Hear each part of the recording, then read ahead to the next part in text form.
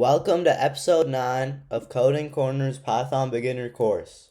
Today we will be covering logical operators. Okay? First, let's assign x to a variable. X equals 10. Okay?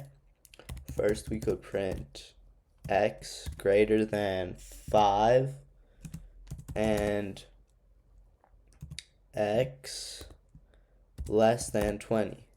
Now, in order to get a true output for this, both of these would have to be true, and they are, so we'll get a true output.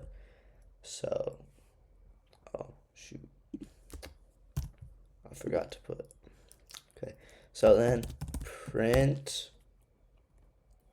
x greater than 5 or x greater than 100.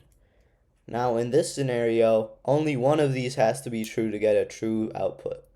And x is greater than 100 is false, but x is greater than 5 is true. So, we'll get a true output.